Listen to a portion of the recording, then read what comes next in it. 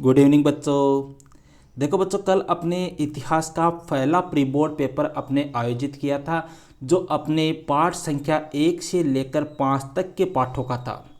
1 से लेकर 5 तक के जो चैप्टर है, इन चैप्टर से अपना पहला प्री बोर्ड पेपर तैयार किया गया था, जिसके लगभग मेरे पास में 147 के आसपास में बच्चों की कॉपियाँ आई है। मतलब टोटल 147 बच्चों ने मेरे पास में अपनी कॉपी भेजी है, अपना वर्क करके भेजा है। बाकी लगभग बच्चों ने अपने घर पे रख रखा है, वो अपने हिसाब से वहाँ पर चेक कर लेंगे। अब देखो 147 जो बच्चे हैं उनमें से टॉप 10 बच्चे कौन से हैं, उनके नाम मैं यहाँ पर आपको बता रहा हूँ। सबसे पहला नाम है अपने प्रियंका। सबसे पहला नाम आ रहा है अपने प्रियंका जो बाड़मेर की है। दूसरा है अपने पलक। तीसरा है अपने नरेंद्र जो जयपुर से है। नेक्स्ट है अपने वर्तिका। इसके बाद में है मानाराम, फिर राज भारती, सौरभ कुमार, पूजा मीना, गोलू गुज्जर और खियाराम साहू रतासर से। ये 10 ऐसे बच्चे हैं भैया जिन्होंने इस प्री बोर्ड में सबसे बेस्ट कार्य किया है।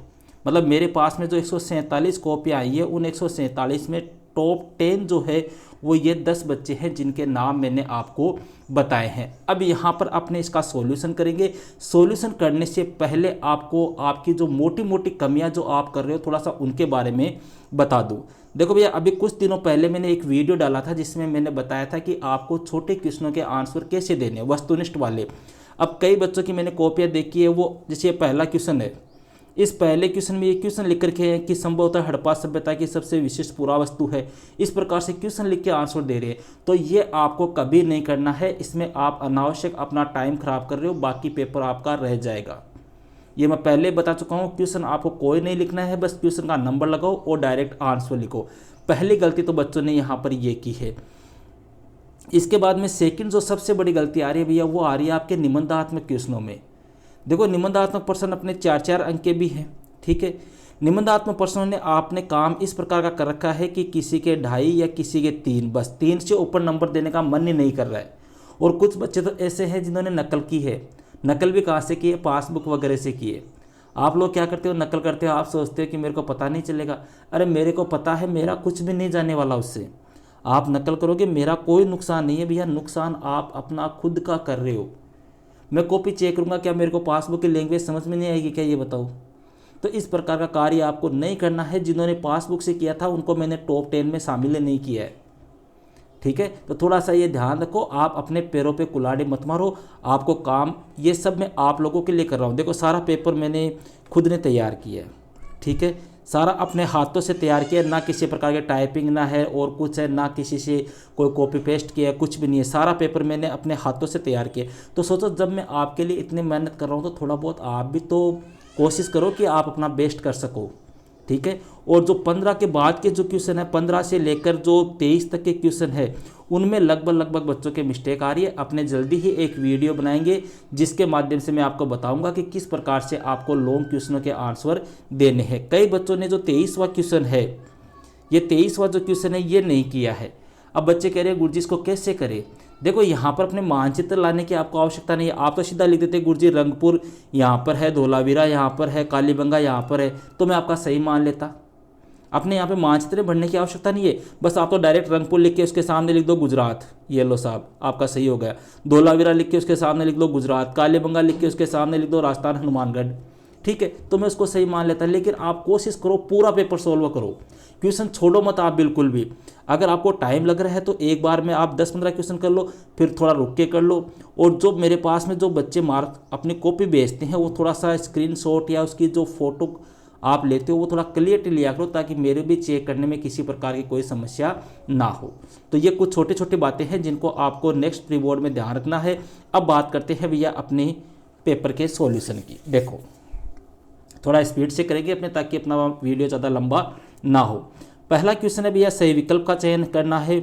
पहला है संभवतः हड़प्पा सभ्यता की सबसे विशिष्ट पुरावस्तु कौन सी है? मोहरे है भैया। और ध्यान रखना, मोहरे किससे बनी थी? सेल खड़ी से बनी थी। ये भी आपको ध्यान रखना है। कई बार पूछा था ये क्वेश्चन कि हड़प्पा सभ्यता की मोहरे किससे बनी हुई थी? सेल खड़ी से, ठीक है। दूसरा क्वेश्चन है भैया, हड़प्पा सभ्यता की खोज सर्वप्रथम किसने की? दयाराम शाहनी ने की। तीसरा क्वेश्चन है भैया, अशोक के अधिकांश अभिलेख किस भाषा में है? प्राकृत में है। कई बच्चों ने संस्कृत हिंदी कर रखा है। अरे संस्कृत हिंदी में कहाँ से होंगे यार, थोड़ा तो दिमाग लगाओ। चौथा है भैया सर्वप्रथम सोने के सिक्के किन शासकों ने जारी किए थे। भैया सर्वप्रथम सोने के सिक्के कुषाण शासक जो थे उन्होंने जारी किए थे। ठीक है, नेक्स्ट क्वेश्चन आ रहा है अपने राजाओं का घर किसे कहा जाता है। भैया जो राजगृह है उस राजगृह को राजाओं का घर कहा जाता है। इसके बाद में नेक्स्ट क्वेश्चन की बात करते हैं, महाभारत है। महाभारत क्या है भैया, एक महाकाव्य है। ठीक है, सातवां है अपने मनुस्मृति के अनुसार पुरुष कितने प्रकार से धन का अर्जन कर सकते हैं, 7 प्रकार से। किताब उल हिंद के लेखक कौन थे, अलबरूनी थे। रिहला किसका है भैया, इब्न बतूता का है। 10वां है हड़प्पा सभ्यता किस तल से मिट्टी से बने हल का प्रतिरूप मिला है, बनावली से मिला है। ठीक है, 11वां क्वेश्चन है अपने सिंधु सभ्यता में सर्वाधिक पूजा किसकी की जाती थी। ध्यान रखना भैया, सिंधु सभ्यता में सर्वाधिक पूजा मातर देवी की होती थी। ठीक है, और मातर सत्तात्मक ये सभ्यता थी।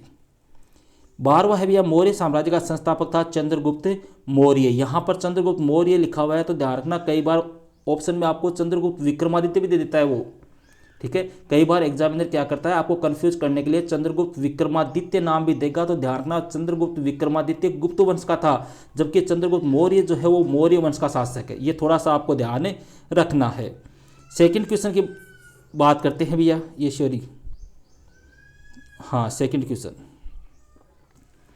सेकंड का पहला भी अशोक के अभिलेखों को सर्वप्रथम 1838 में जेम्स प्रिंसेप ने पढ़ा था, जेम्स प्रिंसेप। दूसरा है भैया हड़प्पा सभ्यता का काल 2600 ईसा पूर्व से लेकर 1900 ईसा पूर्व। कईयों ने सीधी यही लिखी है सन्नी, ईसा पूर्व और लगाओ भैया। ईसा पूर्व का मतलब हो गया ईसा मसीह के जन्म से पहले। तीसरा है भैया गुप्त वंश की शासिका प्रभावती गुप्ता थी भैया, प्रभावती गुप्ता, इसने किया था भूमिदान। चौथा है इब्न बतूता कहाँ का निवासी था भैया, अफ्रीका का था, और अफ्रीका में कहाँ का, मोरको। ट्रेवल्स इन मुगल एम्पायर ग्रंथ की रचना किसने की थी भैया, बर्नियर ने की थी, बर्नियर। छठवां है महाकाव्य काल में शवों की अंत्येष्टि था, मृत पशुओं को छूने वालों को क्या कहते थे, चांडाल कहा जाता था, चांडाल, जो प्याज लहसुन वगैरह खाते थे। और जो जब ये नगर में या शहर में आते थे तो ज़ोर ज़ोर से ये ड्रम ढोल वगैरह नगाड़े वगैरह पीट पीट कर आते थे, ताकि लोगों को पता चल जाए कि चांडाल आ रहा है, लोग घरों में प्रवेश कर जाते थे। इस प्रकार की इनकी स्टोरी है। नेक्स्ट बात करते हैं भैया क्वेश्चन नंबर 3, अति लघुत्रात्मक। देखो अब यहाँ पर भी वही गलती आप लोगों ने जो पॉलिटिकल की प्री बोर्ड में की थी वही कर रहे हो, लंबे लंबे आंसर दे रहे हो। अरे भैया मैंने यहाँ पर स्पष्ट लिख रखा है एक शब्द या एक पंक्ति, ज़्यादा से ज़्यादा 2 पंक्ति कर दो यार, 5-5 पंक्तियाँ भर रहे हैं बच्चे, क्या मतलब है उसमें, क्यों टाइम खराब कर रहे हो। अगर ऐसे आप इन क्वेश्चनों में टाइम खराब करोगे तो जो बड़े क्वेश्चन है, लॉन्ग क्वेश्चन है, वो कैसे कर पाओगे आप। ठीक है, तो पहला क्वेश्चन है भैया हड़प्पा सभ्यता में सबसे लंबे अभिलेख में कितने चिन्ह है, 26 है। सेकंड है भैया बाट किस पत्थर के बने होते थे, चर्ट नामक जो पत्थर होता था उसके बने होते थे बाट। ठीक है, थर्ड है भैया भारतीय पुरातत्व सर्वेक्षण के प्रथम डायरेक्टर कौन थे, कनिंगम थे भैया, कनिंगम। चौथा है अपने 16 महाजनपदों में सबसे शक्तिशाली महाजनपद कौन सा था, मगध था, सबको पता आपको। ठीक है, देखो मगध की कई बार राजधानी पूछ लेते हैं, पहली राजधानी तो थी इसकी राजगृह, और बाद में इसकी राजधानी बनी थी भैया पाटलिपुत्र। चाणक्य के अर्थशास्त्र की मुख्य विषय वस्तु क्या है भैया, जो चाणक्य की जो रचना है ना उसमें मौर्य काल के प्रशासन के बारे में जानकारी मिलती है। मौर्य काल का जो प्रशासनिक व्यवस्था थी या लोक प्रशासन था उसके बारे में जानकारी मिलती है कि राजा किस प्रकार से कार्य करता था, राजा के मंत्री कौन होते थे, क्या होते थे, ये सब। छठवां है भैया मौर्य साम्राज्य के 2 प्रमुख राजनीतिक केंद्रों के नाम लिखिए, कोई भी लिख दो अपनी इच्छा के अनुसार, जैसे पाटलिपुत्र है, तक्षशिला है। सातवां है शासकों की प्रतिमा और नाम के सिक्के सर्वप्रथम किस राजवंश के राजाओं ने जारी किए। मतलब प्रतिमा मतलब फोटो भी होगी राजा की, राजा का चित्र भी होगा, और उसके नीचे क्या हो लिखा होगा, राजा का नाम भी लिखा होगा। ऐसा करने वाले थे भैया सबसे पहले यह कार्य किसने किया था, हिंद यूनानियों ने किया था। हिंद यूनानियों के जो सिक्के हैं वो इस प्रकार के हैं। हर्षचरित के रचयिता बाणभट्ट थे भैया। सुदर्शन झील का निर्माण किसने करवाया था। देखो यहाँ पर कई बच्चे रुद्रदामन कर रहे हैं, रुद्रदामन ने भैया इसका पुनर्निर्माण करवाया था। ध्यान रखना, इसका निर्माण जो हुआ था वो हुआ था चंद्रगुप्त मौर्य के समय। चंद्रगुप्त मौर्य जो था उसका एक अपने राज्यपाल था जिसका नाम था पुष्यगुप्त, उसने इसका निर्माण करवाया था। 2 नदियाँ थी, प्लासिनी और सुवर्णसिक्ता, इन दोनों नदियों के संगम पे इस झील का निर्माण करवाया था। बाद में इसका कई बार पुनर्निर्माण हुआ है, अपने रुद्रदामन ने भी किया था, अशोक ने भी किया था, कई शासक ऐसे हुए हैं जिन्होंने इनका पुनर्निर्माण करवाया था। नेक्स्ट क्वेश्चन की बात करते हैं भैया। क्वेश्चन नंबर 10, किस शासक को भारत का नेपोलियन कहा जाता है? समुद्रगुप्त को कहते हैं भैया, उसकी विजय के कारण कहते हैं, वी.ए. स्मिथ ने कहा था। 11वां सम्राट अशोक द्वारा धारण की गई 2 उपाधियाँ, कोई भी 2 उपाधि लिख दो, जैसे देवनाम पीएदसी, ये अशोक की उपाधियाँ हैं। किस राजवंश के राजाओं के नाम से पूर्व उनकी माता का नाम लिखा जाता था? भैया सातवाहन वंश के जो शासक थे उनके नाम से पहले उनकी माता का नाम आता है। जैसे आपने सुना होगा सातकर्णी फर्तम, इसके नाम के पहले क्या आएगा? गौतमी पुत्र सातकर्णी फर्तम। ठीक है। खंड ब की बात करते हैं भैया। खंड ब में अपने पहले आ रहा है चौथा क्वेश्चन। चौथा क्वेश्चन है भैया, सिद्धार्थ ने संन्यास का मार्ग अपनाने का फैसला क्यों किया? भैया सिद्धार्थ जो था उसने संन्यास का मार्ग क्यों अपनाया था? सिद्धार्थ कौन था? सबसे पहले तो आपको ये पता होना चाहिए। सिद्धार्थ था भैया अपने बौद्ध धर्म का संस्थापक। ठीक है, बौद्ध धर्म का संस्थापक था, महात्मा बुद्ध के नाम से ये फेमस हुए थे। देखो सिद्धार्थ एक राजकुमार थे, ध्यान देना आपने, सिद्धार्थ एक राजकुमार थे। इन्होंने बचपन में 4 घटनाएं देखी थी, वृद्ध व्यक्ति, बीमार व्यक्ति, मृतक और सन्यासी। इन सबको इन्होंने देखा तो इसको ऐसा लगा कि यार ये संसार जो है वो दुखों का घर है। फिर इसने एक सन्यासी को देखा, उस सन्यासी के मुंह पर तेज था, उसकी प्रसन्न मुद्रा में था, वो बिल्कुल एकदम, उसको किसी से कोई लेना देना नहीं था। तो सिद्धार्थ को ऐसा लगा कि ये सन्यासी जो है वो सारी चिंताओं से मुक्त है, इसे किसी प्रकार की कोई चिंता नहीं है, बाकी सारे लोग जो है वो चिंतित है। तब सिद्धार्थ जो है इसने सन्यास का मार्ग अपनाने का फैसला लिया। ठीक है, और शादी के बाद में इसके पुत्र हुआ था राहुल। राहुल के उत्पन्न होने के बाद में इसने घर-बार छोड़ ही दिया था। 39 वर्ष की उम्र में इसने घर-बार छोड़ दिया था। ठीक है, ईश्वरी 39 नहीं था, शायद 30 था, ऐसे कुछ था। 5वां क्वेश्चन है भैया, बौद्ध धर्म का प्रसार तेजी से हुआ क्यों? कोई 2 कारण बताइए। मतलब जैन धर्म और बौद्ध धर्म भैया 2 थे। ठीक है, अब जैन धर्म जो है वो तेजी से नहीं फैला, जबकि बौद्ध धर्म जो है उसका विस्तार तेजी से हुआ। इसका कारण क्या था? क्यों? पहली बात तो यह धर्म जो था इसके नियम जो थे वो काफ़ी सिंपल थे। देखो किताब की लैंग्वेज याद मत करो, आप अपने हिसाब से याद करो। इसके जो नियम थे ना वो बड़े ही सरल थे। ठीक है, और जनता जो थी उस समय की धार्मिक जो फरताएँ चल रही थी, मतलब बौद्ध धर्म के समय जो अन्य धर्मों की जो फरताएँ थी, उन अन्य धर्मों की फरताओं से, आडंबरों से, रूढ़िवादियों से जनता क्या हो रखी थी? परेशान हो रखी थी। ठीक है, और बौद्ध धर्म में जो छोटे और बड़े सभी व्यक्ति जो थे उनको समान दर्जा प्राप्त था। ऐसा नहीं कि भेदभाव होता था। ठीक है, मित्रता व करुणा के भाव को महत्व दिया जाता था और आचरण व मूल्यों को महत्व दिया जाता था। उपरोक्त कारणों की वजह से भी बौद्ध धर्म जो है उसका तेजी से क्या हुआ? प्रसार हुआ। 6वां है भैया, जैन धर्म तथा बौद्ध धर्म में कौन कौन सी विभिन्नताएं हैं? देखो दोनों धर्म है भैया, इन दोनों धर्म में कई खास बातें भी है, तो इन दोनों धर्मों में कई क्या है? विभिन्नताएं भी है। देखो पहली विभिन्नता की तो क्या होगी? जैन धर्म जो है वो आत्मा को मानता है, ध्यान रखना, जैन धर्म आत्मा को मानता है। जैन धर्म कहता है आत्मा होती है, जबकि बौद्ध धर्म कहता है कि आत्मा नहीं होती। जैन साहित्य जो है उस जैन साहित्य को भैया आगम कहा जाता है, जबकि बौद्ध साहित्य है उसको त्रिपिटक कहा जाता है। जैन साहित्य जो है भैया उसमें सबसे ज़्यादा जोर किसके ऊपर दिया गया है? अहिंसा के ऊपर दिया गया है, जबकि बौद्ध धर्म जो है वो अहिंसा के ऊपर ज़्यादा जोर नहीं दे रहा है। उसने मध्य मार्ग का रास्ता अपनाने की बात कही है कि ना तो हिंसात्मक बनो न अहिंसात्मक बनो। ठीक है, इस प्रकार से कोई भी अपने देखो 2 नंबर का है तो मेरे ख्याल से 2 या 3 अंतर आपके बहुत है, ज़्यादा आपको नहीं करना है। क्वेश्चन नंबर 7 की बात करते हैं भैया। 7वां क्वेश्चन है, अपने उल्लुक एवं दावा में अंतर स्पष्ट कीजिए। उल्लुक और दावा क्या है? देखो अपने कई विदेशी इतिहासकार आए थे, अपने कई बाहरी अपने यहाँ पर भ्रमण के लिए आए थे। ठीक है, उनमें से एक आया था भैया जिसका नाम था इब्न बतूता। क्या नाम था? Ibn Battuta. इस इब्न बतूता ने भैया जो भारत की जो अश्व डाक व्यवस्था थी, कौन सी व्यवस्था? अश्व डाक। अश्व का मतलब जो घोड़ों से डाक भेजी जाती थी, उसको तो इसने क्या नाम दिया था? उल्लुक। और जो पैदल डाक व्यवस्था थी, मतलब घर घर जाके देने वाली, उसको क्या कहा जाता था?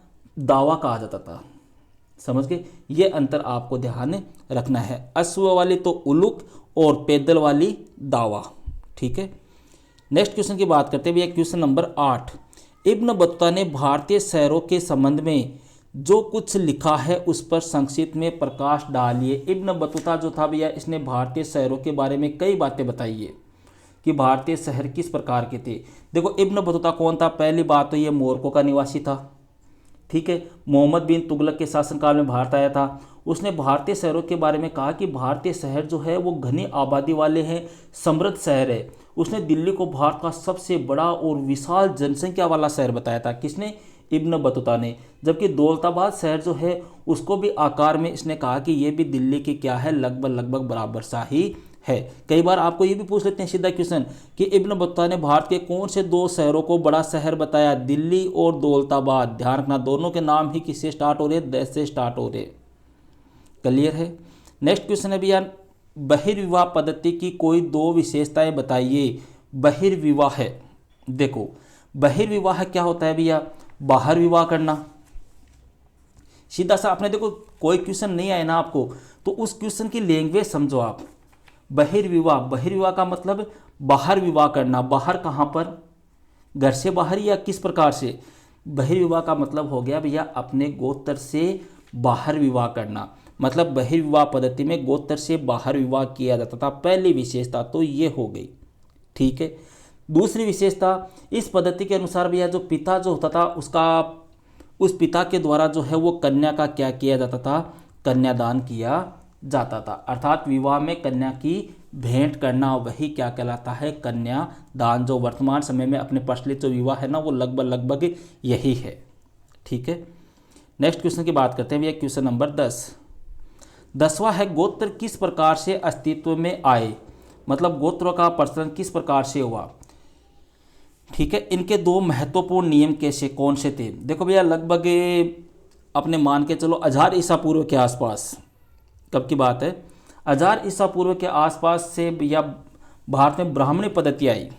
मतलब ब्राह्मणों का एक प्रकार से वर्चस्व कायम हो गया और इन ब्राह्मण पद्धति के जो लोग थे उन्होंने अपने जो वर्ण व्यवस्था थी, अपने जो जाति व्यवस्था थी उसको गोत्रों में विभाजित कर दिया। प्रत्येक गोत्र का नाम जो है वो एक ऋषि मुनि के नाम पर, एक वैदिक ऋषि के नाम पर होता था और उस गोत्र के व्यक्ति जो है उस ऋषि के क्या माने जाते थे? वंशज माने जाते थे। अब इसकी दो महत्वपूर्ण नियमों की बात करें तो विवाह के पश्चात जो स्त्री होती थी उसको पिता का गोत्र छोड़कर किसका गोत्र अपनाना पड़ता था? पति का अपनाना पड़ता था। जैसे अपने वर्तमान समय में है, एक ही गोत्र के सदस्य आपस में क्या नहीं कर सकते थे? विवाह नहीं कर सकते थे। ये दो महत्वपूर्ण नियम थे, ठीक है। नेक्स्ट क्वेश्चन की बात करते हैं भैया, क्वेश्चन नंबर 11। 11वां क्वेश्चन है भैया, वर्ण और जाति में कोई दो अंतर बताइए। देखो वर्ण व्यवस्था को एक देवी व्यवस्था मानता है पहली बात, जबकि जाति जो है वो जन्म पर आधारित होती है। वर्ण संख्या में 4 थे भैया, ब्राह्मण, क्षत्रिय, वैश्य और शूद्र, जबकि जाति की कोई निश्चित संख्या नहीं होती। 12वां है भैया, महाभारत काल में स्त्रियों के समक्ष कौन कौन सी समस्याएं थी? मतलब महाभारत काल की जो महिलाएं थी उनके सामने कौन कौन सी समस्याएं आती थी? देखो स्त्रियों को सबसे पहली बात तो वर्तमान वाली समस्या मान लो अपने, लगभग जो स्त्रियां होती थी उनको पुरुषों के अधीन समझाता था। स्त्रियों को एक प्रकार से निम्न दर्जा प्राप्त था। पिता की संपत्ति पर स्त्री का या पुत्री का अधिकार नहीं था। इसके अलावा स्त्रियों को एक प्रकार से भोग की वस्तु समझाता था। उनको बहुत ही कम अधिकार मिले हुए थे। उनको घरों से बाहर नहीं निकलने दिया जाता था, ठीक है। इस प्रकार की कुछ समस्याएं जो थी वो महिलाओं के सामने थी। 13वां है भैया, इतिहासकार किसी ग्रंथ का विश्लेषण करते समय किन पहलुओं पर विचार करता है? मतलब कोई भी इतिहासकार है भैया वह किसी ग्रंथ का विश्लेषण करेगा, उस ग्रंथ के बारे में जानना चाहेगा तो वह कौन कौन से बिंदु देखेगा? सबसे पहली बात तो वो देखेगा कि वह ग्रंथ जो है उसकी भाषा क्या है, वह कौन सी भाषा में है, वह ग्रंथ किस प्रकार का है, साहित्यिक है, ऐतिहासिक है, किस प्रकार का वह ग्रंथ है, ठीक है। यह ग्रंथ जो है वो लिखा किसने है, मतलब इसका लेखक कौन है। इस ग्रंथ से जनता के ऊपर या श्रोताओं के ऊपर या जो सुनने वाला है उसके ऊपर क्या असर पड़ रहा है, इन उपरोक्त पहलुओं के ऊपर क्या करता है? विचार करता है। नेक्स्ट क्वेश्चन है भैया, क्वेश्चन नंबर 14। त्रिपिटक कितने हैं? इनकी प्रमुख विशेषताएं बताइए। देखो सबसे पहले तो आपको ये ध्यान रखना है कि ये त्रिपिटक जो है वो कौन से धर्म से संबंधित है। अपने दो धर्म में कई बार बच्चे कंफ्यूज हो जाते हैं। जैसे मेरे पास में भी कई कॉपी आई है, उनमें बच्चों ने लिख रखा है गुरुजी त्रिपिटक जैन धर्म से संबंधित है। भैया वो त्रिपिटक नहीं है, वो त्रिरत्न है। त्रिरत्न है, ध्यान रखना। जैन धर्म में त्रिरत्न है, बौद्ध धर्म में त्रिपिटक है। तो त्रिपिटक कौन से धर्म से संबंधित हो गए? बौद्ध धर्म से। त्रिपिटक है कौन कौन से भैया? 3 है, विनय पिटक है, सूत पिटक है, अभिधम पिटक है, ठीक है। देखो विनय पिटक जो है इसमें तो अपने बौद्ध जो संघ होते हैं या मठ जो होते हैं ना, उनमें रहने वाले भिक्षु भिक्षुणियों के आचरण के नियम है। सूत पिटक में महात्मा बुद्ध की शिक्षाएं हैं। और अभिधम पिटक जो है उसमें बौद्ध दर्शन से जुड़े हुए विषय या उनका संग्रह है। क्लियर है। नेक्स्ट बात करते हैं भैया क्वेश्चन नंबर 15 की। 15वां क्वेश्चन है भैया महाजनपदों की कोई 4 विशेषताएं बताइए। महाजनपद, अब सबसे पहली बात तो आपको ये पता होना चाहिए कि साहब महाजनपद थे कितने। महाजनपदों की संख्या जो थी वो कितनी थी? 16 थी। अंग, मगध, काशी, कौशल, वत्स, चेदी, अस्मक, पोटन, यशोर, अस्मक, ठीक है, कंबोज, गांधार वगैरह, इस प्रकार से 16 महाजनपद थे। ठीक है। अब देखो इनकी विशेषताएं है। विशेषताएं अपने को 4 विशेषताएं पूछिए तो पहली बात तो लिख दो कि साहब अधिकांश जो महाजनपद थे उनके ऊपर किनका अधिकार होता था? राजा का अधिकार होता था। ठीक है। और प्रत्येक महाजनपद जो है वो किले से घिरे, प्रत्येक महाजनपद की किले से घिरी हुई एक राजधानी होती थी। ठीक है। मगध महाजनपद जो था या सबसे शक्तिशाली महाजनपद मगध महाजनपद था। शासक किसानों, व्यापारियों था, शिल्पकारों से कर लेता था, उनसे भेंट लेता था। ठीक है। गण व संघ के नाम से प्रसिद्ध राज्यों में अनेक लोगों का समूह का शासन था। प्रत्येक व्यक्ति राजा कहलाता था। इस प्रकार से कोई भी अपने 4-5 विशेषता आप कर सकते हो। नेक्स्ट क्वेश्चन की बात करते हैं भैया। मगध सर्वाधिक शक्तिशाली, अब देखो 16 महाजनपद थे, उनमें मगध ही सबसे शक्तिशाली क्यों बना भैया? सीधी सी बात है, मगध पहली बात तो 3 ओर से किससे घिरा हुआ था? पहाड़ियों से घिरा हुआ था। ठीक है।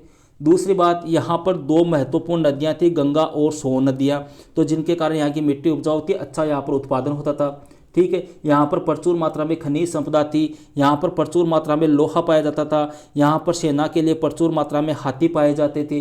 इन कारणों की वजह से भैया मगध महाजनपद जो था वो अन्य महाजनपदों के मुकाबले सबसे शक्तिशाली बन गया। ठीक है। 17वां क्वेश्चन है भैया, अभिलेख क्या है? इतिहास के अध्ययन में अभिलेख किस प्रकार सहायक होते हैं? देखो अभिलेख क्या है? अभिलेख का सीधा सा मतलब याद रख लो भैया, या तो कोई पत्थर है, ठीक है, या कोई धातु है, या कोई मिट्टी के बर्तन है, या कोई खंबा है, या कोई पिल्लर है, कुछ भी मान लो आप, उसके ऊपर कोई लेख लिख दिया ना, उसको क्या कहते हैं? अभिलेख कहते हैं। इतिहास के अध्ययन में अभिलेख किस प्रकार सहायक है? देखो ये क्वेश्चन पहले भी आ चुका है भैया अपने, ये लगभग क्वेश्चन जो मैंने आपको करवाया ना प्री बोर्ड में, ये लगभग बोर्ड एग्जाम पूछे हुए हैं। जैसे इसी क्वेश्चन की बात कर लिए, 2012 में आ चुका है, 2015 में आ चुका है। ठीक है।